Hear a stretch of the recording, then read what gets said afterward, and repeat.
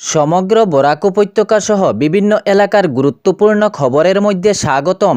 আজ হলো 5 জানুয়ারি 20 পৌষ সোমবার। আজকের প্রথম খবরটি হলো 26-এর বিধানসভা নির্বাচনের জন্য পুরো ঝাঁপিয়ে চলছে বিভিন্ন দলের রাজনৈতিক কাজ। নির্বাচনকে সামনে রেখে বিভিন্ন দলের রাজনৈতিক নেতারা বিভিন্ন দলের কাজ চালাচ্ছেন। রাজনৈতিক মহলে রাজ্য জুড়ে চলছে পুরো গরম আবহাওয়া। এক কনকনে শীতের মহলে কিন্তু পুরোপুরিভাবে রাজ্যে গরম আবহাওয়া চলছে। রাজনীতিতে বিভিন্ন দলের নেতাগণ বিভিন্ন আলোচনা এবং সমালোচনায় ও জনগণের স্বার্থে কাজ চালাচ্ছে এবং কেহ জনগণের পাশে দাঁড়িয়েছে।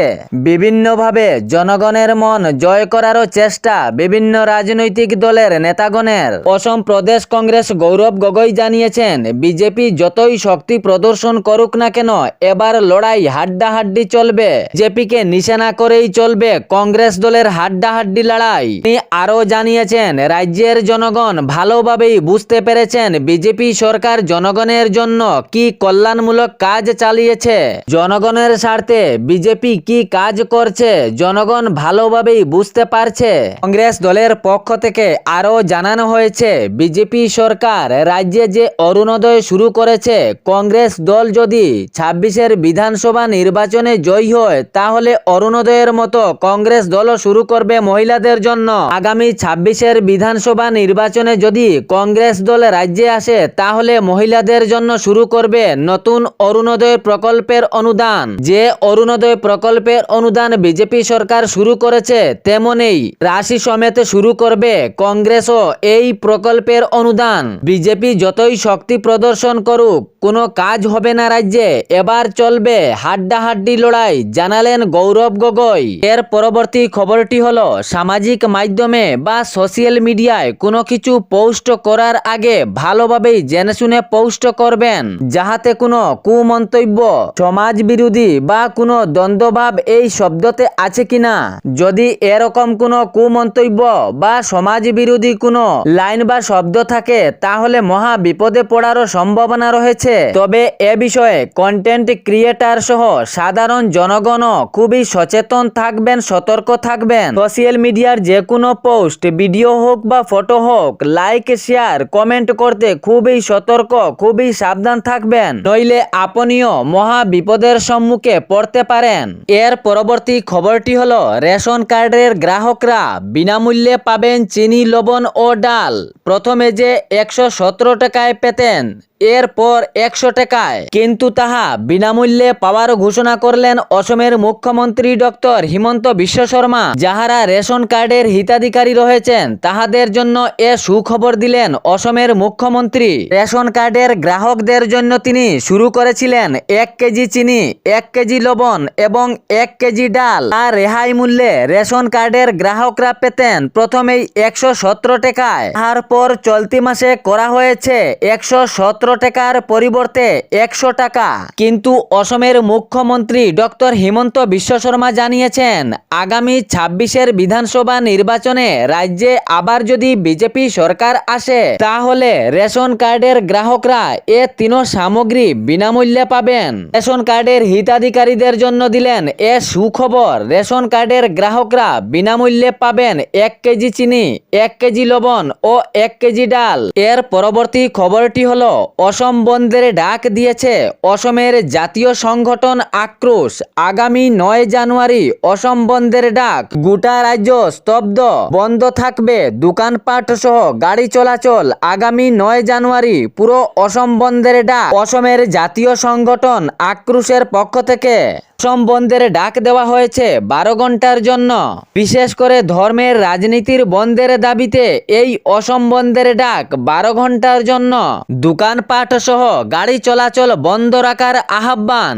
বেসরকারি বিদ্যালয় সহ অফিস আদালত বন্ধ রাখার আহ্বান জানিয়েছে আক্রোশ। এর পরবর্তী খবরটি হলো, অসম পুলিশের পক্ষ থেকে এক বিশেষ হোয়াটসঅ্যাপ নাম্বার চালু করা হয়েছে।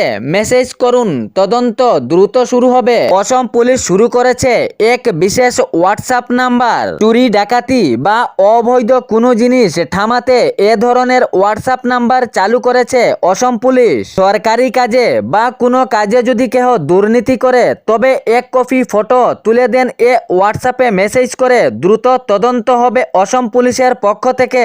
অভিযোগ করতে পারবে যে কোনো ব্যক্তি। সাধারণ জনগণের জন্য এ বিশেষ হোয়াটসঅ্যাপ নাম্বার শুরু করা হয়েছে। বিভিন্ন জায়গায় চলছে দুর্নীতি। এ দুর্নীতি সমাধান করার জন্য অসম পুলিশ এ দ্রুত পদক্ষেপ নিয়েছে। বিভিন্ন জায়গায় চুরি ডাকাতি বা অবৈধ সামগ্রী বা অনেক জিনিস রয়েছে যাহা দুর্নীতিতে সামনে আসে, কিন্তু সাধারণ জনগণ চট করে বলতে পারে না বা বলারও জায়গা নেই। তাই অসম পুলিশের পক্ষ থেকে এক বিশেষ হোয়াটসঅ্যাপ নাম্বার শুরু করা হয়েছে। শুধু এই হোয়াটসঅ্যাপ নাম্বারে ফটো তুলে একটি মেসেজ করে দেবেন, দ্রুত তদন্ত চলবে। হোয়াটসঅ্যাপ নাম্বারটি হলো 6026900977। এর পরবর্তী খবরটি হলো আরবিআই 500 টাকার নোট 26 মার্চ মাসের পর থেকে ছাপা বন্ধ করে দিবে বা মিলবে না এটিএমে 500 টাকার নোট। সামাজিক মাধ্যমে বা সোশ্যাল মিডিয়ায় ফটো ভিডিও দ্রুত ভাইরাল হয়ে পড়েছে, তবে সরকারিভাবে কোনো কিছু বিজ্ঞপ্তি করা হয়নি বা আরবিআই এর পক্ষ থেকে কোনো নোটিশ জারি করা হয়নি। এসব গুজবে উড়ানো হচ্ছে, আসলে এসব ফেক। ফটো ভিডিও ভাইরাল করার জন্য এসব কাজ চলছে। আসলে 500 টাকার নোট বন্ধ করার কোনো ঘোষণা করা হয়নি সরকারের পক্ষ থেকে বা আরবিআই এর পক্ষ থেকে। দেশেও শীর্ষ ব্যাংকের তরফ থেকে জানানো হয়েছে এ ধরনের কোনো বিজ্ঞপ্তি দেওয়া হয়নি। আসলে সোশ্যাল মিডিয়ায় বা সামাজিক মাধ্যমে এ ধরনের যে পোস্টটি ছড়িয়েছে আসলে এটি সবই ফেক। তাহলে সোশ্যাল মিডিয়ায় বা সামাজিক মাধ্যমে যে দ্রুত ছড়িয়ে পড়ে তা কিছু সংখ্যক আছে খুবই ফেক হওয়ার সম্ভাবনা রয়েছে। এর মধ্যেই এই 500 টাকার নোটের কথাও রয়েছে।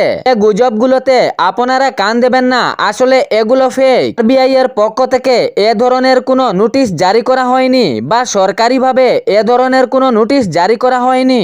এর পরবর্তী খবরটি হলো নোয়াগাঁও জেলার কামরূপ থানার অন্তর্গত কচুয়া এলাকার লুটুমারি অঞ্চলে ঘটে গেল এক ভয়ঙ্কর ঘটনা। এক কচি শিশুর উপর পেট্রোল ঢেলে আগুন লাগানোর অভিযোগ উঠেছে। বিবরণে জানা যায় বাড়ির সামনেই খেলতে থাকা এক কচি শিশু কন্যা হঠাৎ করে দুই আরোপী বাইকে এসে এই শিশু কন্যার উপর পেট্রোল ঢেলে আগুন লাগানোর চেষ্টা চালায়। তবে দ্রুত আগুন লেগে যায় পোশাকের মধ্যে, অনেক জায়গায় জ্বলে পুড়ে যায়। এই কচি শিশু কন্যার সঙ্গে আরো দুই সাথী খেলা করছিল, কিন্তু হঠাৎ করে স্থানীয় লোকেদের চোখে পড়ে। দ্রুত স্থানীয়রা ও পরিবার মিলে এই কচি শিশু কন্যাটিকে হাসপাতালে নিয়ে যান, কিন্তু দুষ্কৃতীরা সেখান হইতে পালিয়ে যান বলে স্থানীয়রা অভিযোগ করেন। এই কচি শিশু কন্যার নাম টুম্পি। সঙ্গে সঙ্গে টুম্পিকে কচুয়া মডেল হাসপাতালে নিয়ে যাওয়া হয়, কিন্তু অবস্থা বেহাল দেখে উন্নত মানের চিকিৎসার জন্য নোয়াগাঁও মেডিকেল কলেজ হাসপাতালে প্রেরণ করা হয় টুম্পিকে। ঘটনার খবর পুলিশ প্রশাসনকে জানানো হয়েছে। পুলিশ প্রশাসন দ্রুত তদন্ত চালিয়েছে, কিন্তু এখনো পর্যন্ত এ দুষ্কৃতী হাত পায়নি পুলিশ প্রশাসন। তবে পুলিশ প্রশাসনের পক্ষ থেকে জানানো হয়েছে দুষ্কৃতীদেরকে দ্রুত ধরার চেষ্টা চালানো হয়েছে প্রশাসনের পক্ষ থেকে, এবং সঙ্গে ঘটনার বিবরণেরও তদন্ত চলছে। এ ছিল বরাক উপত্যকা সহ বিভিন্ন এলাকার গুরুত্বপূর্ণ খবর। এরকম নিত্য নতুন খবর পাওয়ার জন্য চ্যানেলটি সাবস্ক্রাইব করে রাখবেন এবং ভিডিওটি লাইক করে শেয়ার করতে ভুলবেন না, যাতে সঠিক সংবাদগুলো অন্যজনের কাছে পৌঁছায়। ধন্যবাদ।